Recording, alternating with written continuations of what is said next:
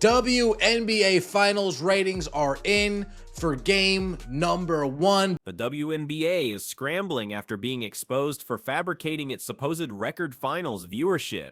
ESPN boldly announced the opening game of the WNBA Finals attracted the largest audience in nearly 30 years, hailing it as a landmark moment for women's basketball. But as fans began investigating, the figures failed to hold up. WNBA Finals opener is the most watched since league's inaugural year, I believe in 1997. That means it took nearly 27 years to get to this point. 27 years to get to this point. So they started out on a high, and it's just been... Online platforms blew up with users saying they heard zero chatter about the finals. Not on sports radio, not on television, and not on the internet. How could a contest that struggled to sell out abruptly become a ratings marvel? Reports soon uncovered that new data methodologies may have bloated the figures, making the league's success seem grander than it was. Now, the conversation isn't about the sport, it's about integrity. Did the WNBA genuinely make history, or did ESPN and the league's leadership spin the narrative to avoid humiliation? When are numbers not what the numbers are when you see them? Oh, sure feels like there might be some funny business going on. Is there a little nasty work going on behind the scenes? A little abracadabra, bewitched action? Stephanie White knows this one. Yeah, she's conjuring up ratings for the Aces and the Mercury. When ESPN boldly declared that the WNBA Finals opener was the most viewed in almost 3 decades, the league broke into celebration. Headlines all over social media proclaimed it a monumental night for women's basketball, and ESPN's official statement boasted about huge growth and unprecedented interest. The reported figure of 1.9 million viewers peaking at 2.5 million felt like a long overdue triumph. For a league that has fought for decades to get attention, it was the exact kind of headline its executives dreamed of. But in a matter of hours, that celebration began to appear highly questionable. 1.9 million viewers with a peak of 2.5 million. ESPN scores most watched game 1 of the WNBA Finals in 28 years, behind only 1997's single game championship format. I saw these ratings and went, my first literal response, oh, that's bullshit. My first response. Literally the first thing out of my mouth was, well, that's bullshit. Users on social media immediately detected something odd. The supposedly record-setting game had made almost no conversational impact. There were no trending topics, no viral videos, and no iconic plays making the rounds online. Sports commentary shows failed to mention it. Radio personalities skipped right past it. Even dedicated WNBA followers said they didn't know the finals were underway. The disparity was stark. How could a match that allegedly drew millions of viewers generate so little cultural buzz? But that led to the more significant question: where did the numbers originate? Inquirers dug in and saw that ESPN had personally released the stats, referencing Nielsen metrics. Yet independent reports from Nielsen were completely absent. Typically, Nielsen provides the official ratings figures to the public. This time, ESPN was doing all the talking, and that prompted suspicion. Nielsen methodology change. A key factor in 2025 is a change in Nielsen's methodology to include big data plus panel, which incorporates out-of-home viewing, a change that generally results in higher reported viewership for all sports broadcasts compared to previous years. Critics argue that some reported year-over-year growth may be partially attributable to this methodological change, which is not always clearly noted in press releases. Of course, not noted in this year's press release. Many started to think this record was not as genuine as it appeared.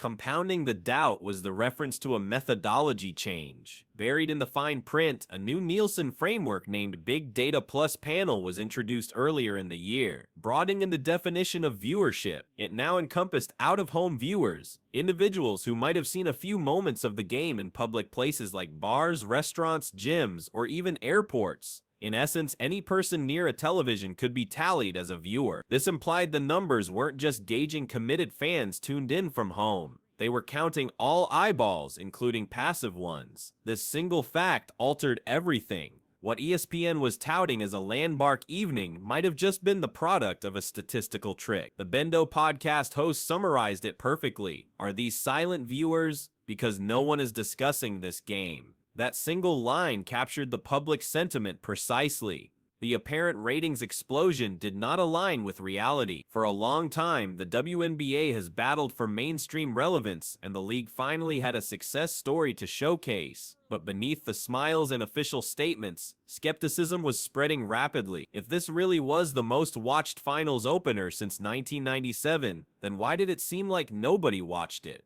The supposed record started to resemble a mirage, one created not by authentic fan interest but by data manipulation presented as progress. And as soon as fans began inquiring, the whole story unraveled even more quickly. I go listen to sports radio. I'm not getting any WNBA finals. I'll turn on ESPN. I'm not getting any WNBA finals. I'll turn on Fox Sports 1. I'm not getting any WNBA finals. Nowhere I look do I see people really discussing the WNBA finals. And ESPN spits out 1.9 million viewers. Are these silent viewers? They very well may be. If the WNBA finals genuinely attracted almost 2 million viewers, where was all the excitement? That's the question people couldn't get past. Usually when a sports event achieves record-breaking viewership, the feedback is immediate. Highlights dominate social media. Pundits debate every single play. Media outlets mention it constantly. But this time, there was absolute silence. The quiet was deafening. Even major sports channels seemed indifferent to their own purported success story. There were no major discussions, no subsequent reports, and no widespread celebration. It seemed like a record that was real, only in a press release. The host of the Bendo podcast noted he had not heard one reference to the finals on any sports channel, not on any of ESPN's debate programs, not on Fox Sports, not even on Twitter. He searched through feeds normally packed with WNBA highlights. Still, there was hardly any sign of enthusiasm. The league's most devoted fans were not even discussing it. That contradiction became the very spark that ignited the flames of doubt. If this was a genuine breakthrough, why did it feel so utterly invisible? To complicate things, fans started comparing it to other sports on at the same time. NASCAR, college football, and MLB playoff games all had much more significant buzz, even with similar or lower ratings. This implied either the WNBA's viewers were incredibly quiet, or the millions of claimed viewers were not real. The numbers just didn't align with the atmosphere, and that disparity fueled suspicion. Then, more profound layers began to emerge. Commentators saw that ESPN's viewership numbers were missing a vital element. Transparency. The official Nielsen data, which is meant to verify audience figures, was not available publicly. Instead, the announcement pointed to internal stats and a new methodology. That fact alone convinced many that ESPN was deliberately shaping the story. After all, ESPN isn't merely a broadcaster, it has a financial stake in the WNBA's prosperity. If the league appears successful, ESPN benefits through increased ad revenue and brand standing. That's when it dawned on fans that the silence was not by chance. It was orchestrated. Even forums like Reddit started discussions calling out the phantom viewership. People joked about the idea of ghost fans, millions of individuals who supposedly viewed the finals but left zero evidence of their existence. Others likened it to inflated film box office reports, where marketing spin obscures the truth. The term manufactured success began circulating in niche sports circles. This rising disbelief put ESPN and the WNBA in a difficult spot. The ratings seemed impressive, but the cultural impact was non-existent. People wondered if the league's integrity was being sacrificed for appearances. Instead of enthusiasm, there was humiliation. What should have been a sign of growth became a viral lesson in distrust, and as the debate intensified, a key revelation would show just how these silent viewers were created, pointing directly to a concealed change in the way ratings were calculated. I'm waiting for the official Nielsen ratings. ESPN likes to do some funny math. You can't find those numbers anywhere else. Every AI lists ESPN as the source, not Nielsen. Last time I checked, ESPN isn't in the ratings business. They're reporting their own ratings. Why did it take so long to put this out? I'm suspicious. Amazing for a game that couldn't even sell out. As the uncertainty mounted, the real story finally began to emerge, and it traced back to a subtle but significant change within Nielsen's data infrastructure. In early 2025, Nielsen introduced a new rating system known as the Big Data Plus panel. In theory, it was presented as an update designed to provide a more complete view of audience habits. In practice, it obscured the distinction between authentic viewership and inflated statistics. This new system no longer only counted people deliberately watching from their home, it now factored in out-of-home viewers, such as people glancing at a screen in a bar, restaurant, airport, or gym. If you walked past a TV showing the game, you could have been included in the WNBA's total audience without knowing it. That single quiet adjustment redefined the sports ratings world. Instantly, all major sports, from football to tennis, experienced jumps in their reported viewership, yet the primary beneficiary was the WNBA, a league in desperate need of positive momentum. ESPN and the league's marketing teams quickly celebrated the historic figures, but they conveniently failed to note that the very system of measurement was different. It wasn't that more people were suddenly interested, it was simply that more people were now being included in the count. Pundits instantly labeled it for what it was: statistical inflation.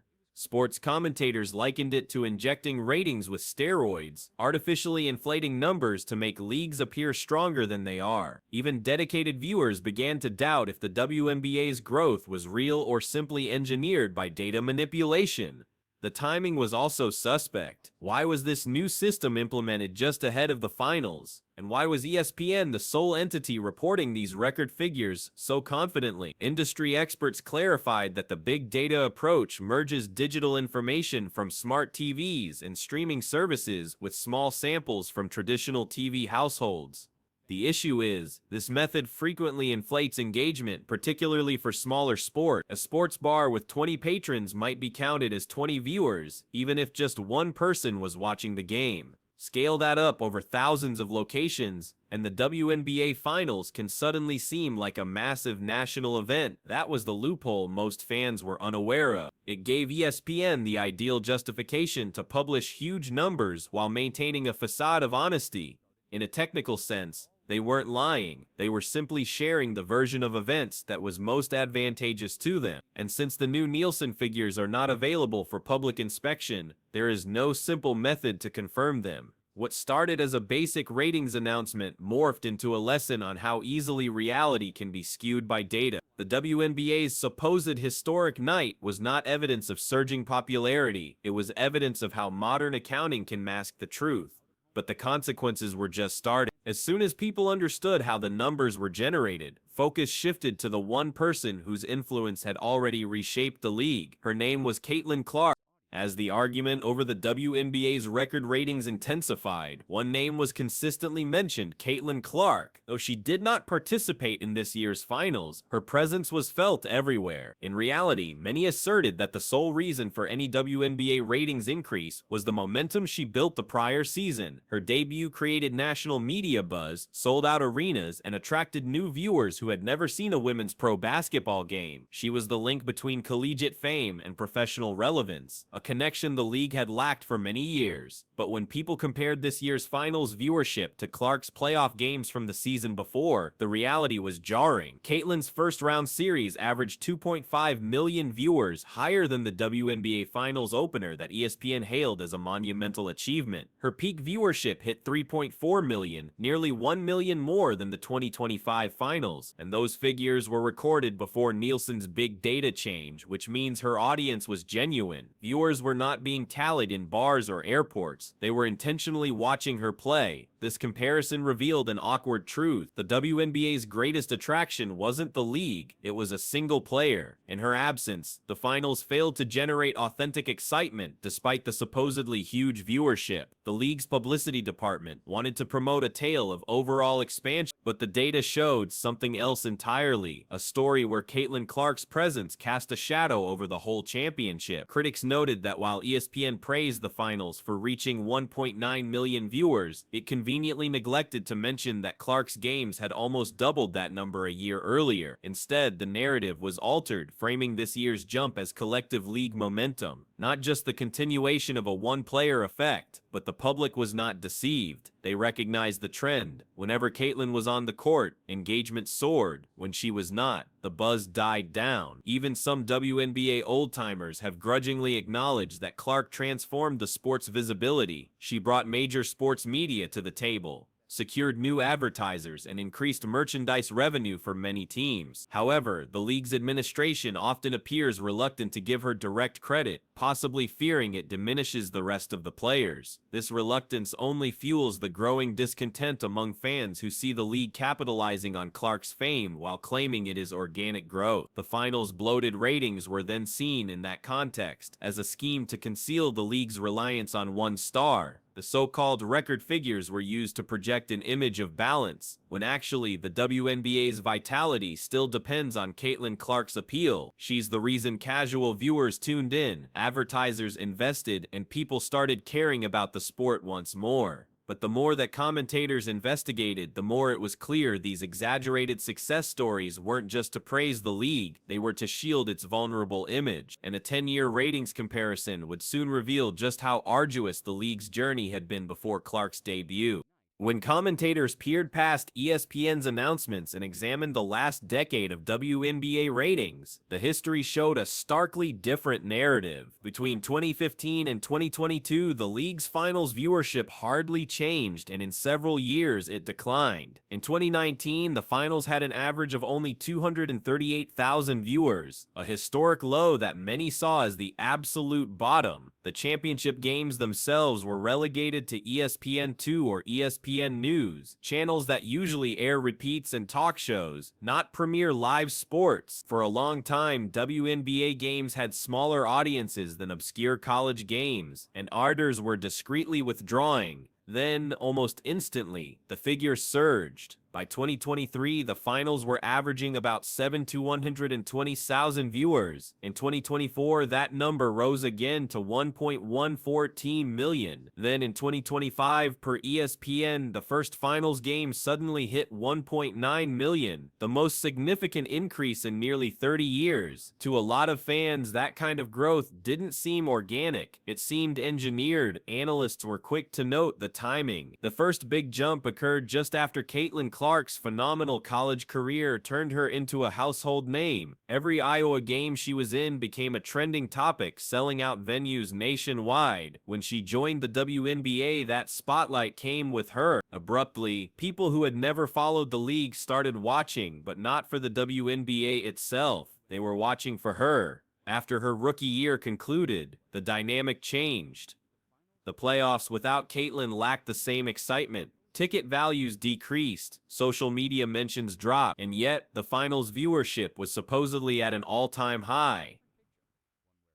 This inconsistency prompted a critical question. How did interest soar when the league's biggest star was not even on the court? Detractors started comparing the trends. Before Clark, the WNBA had hit a ceiling. With her, viewership increased for everything from regular games to playoff series. But with her out of the spotlight, the numbers appeared to be artificially propped up. The league seemed to be coasting on the momentum she built while claiming it was due to wider growth. ESPN's statement did not mention her at all, instead praising league-wide momentum and rising fan interest. It was a strategic maneuver, a method to maintain focus on the WNBA organization rather than the one person powering it.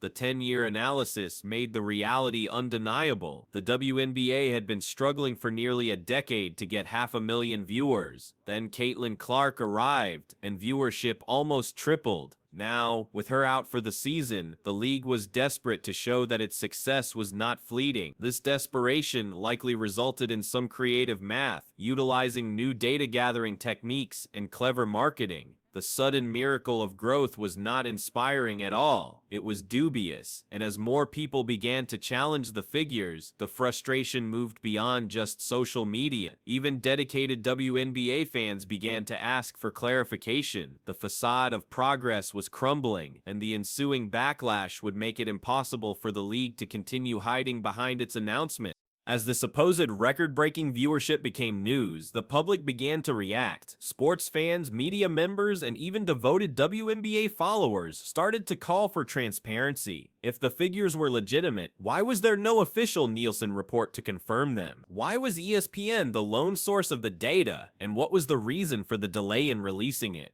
These inquiries inundated social media, igniting intense arguments that the league could not afford to overlook.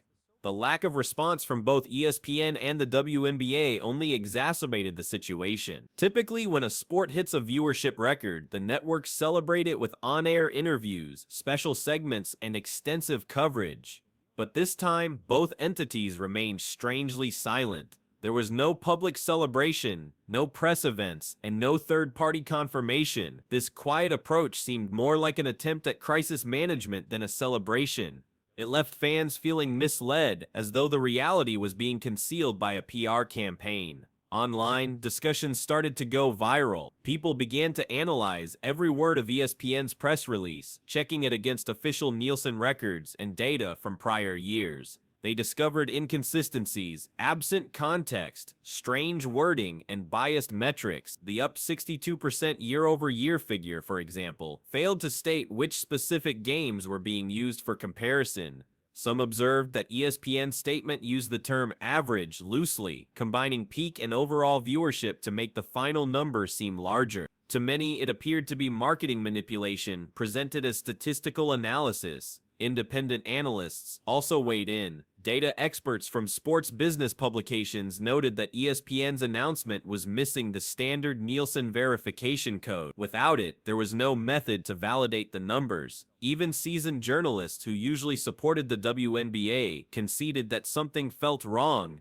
One described it as a fabricated headline for investors. Another stated, "They're counting ghosts." The phrase "counting ghosts" started to gain traction among fans who had lost faith in the official narrative. The criticism was particularly sharp from those who had stood by the WNBA during its most challenging period. These were not random detractors. They were loyal fans who had seen the league expand slowly and organically. They desired real progress, not fabricated stories. Many were offended that the league believed inflated statistics could stand in for authentic fan interest. The dialogue shifted from celebration to a demand for accountability.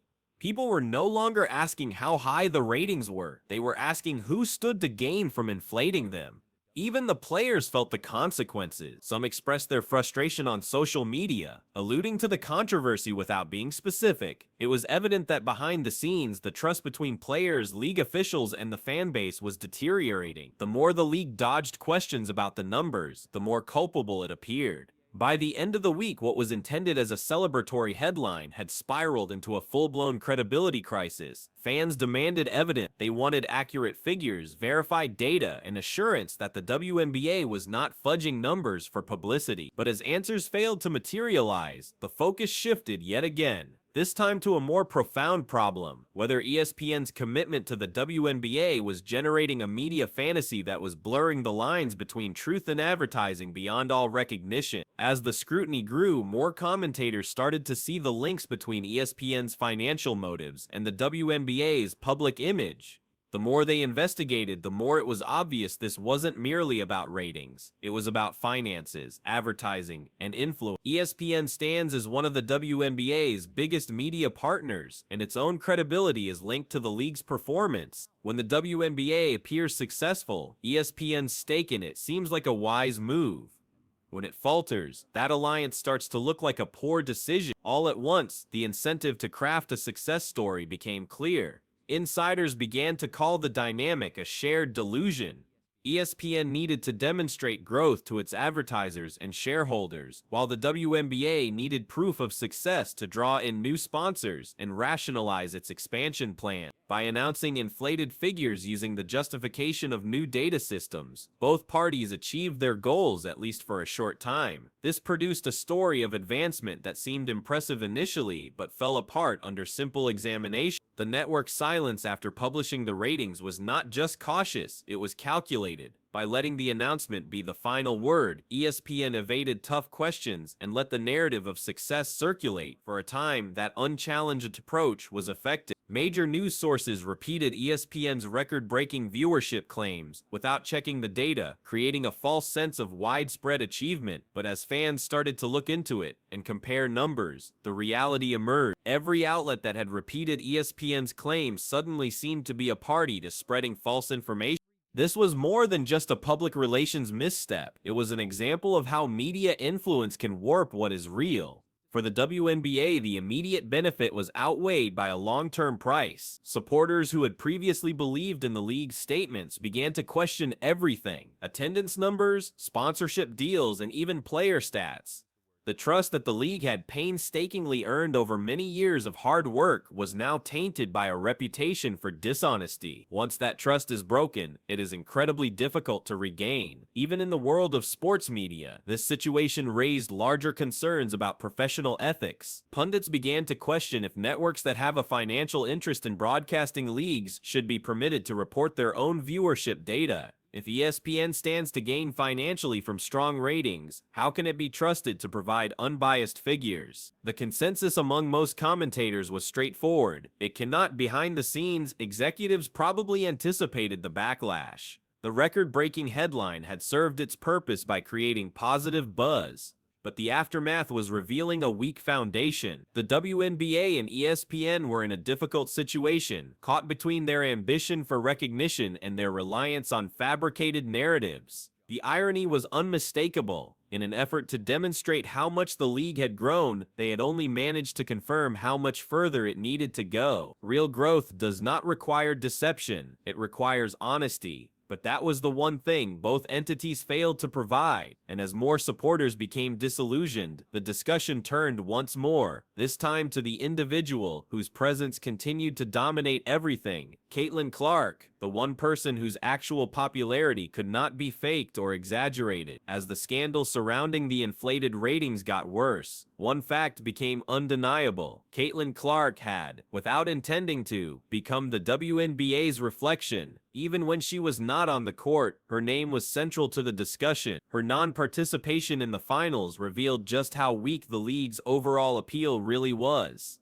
People were not tuning in for the finals matchup. They were tuning in for the idea of Caitlin Clark. Every argument, every social media post, every mention of record ratings always came back to her, and this fact was a source of embarrassment for the league's officials, who appeared set on diminishing her influence while secretly depending on it. Throughout Clark's rookie year, her games generated historic levels of engagement, ticket costs soared, team gear sold out, and every arena she played in felt more like a major concert than a basketball event. But once the playoffs started and her team was eliminated, the WNBA's momentum immediately slowed. The finals had the high-quality production, the marketing, and the ESPN platform, but a crucial element was absent: true excitement. Without Clark, the league's promotional efforts continued, but the element that had captured the public's imagination was gone. This is why the claim of record ratings was so opportune. It enabled the WNBA to craft a narrative that was not dependent on Clark's individual fame. It implied that the league was flourishing collectively, not solely due to one player. However, the data did not support this claim. Every single comparison to Clark's actual viewership numbers demonstrated how much of the league's recent success was tied directly to her. The finals were intended to show that the WNBA could succeed on its own merits. Instead, they demonstrated the exact opposite. Commentators dubbed it the Caitlin Clark effect in reverse. When she was active, viewership jumped. When she was not, the illusion of growth crumbled.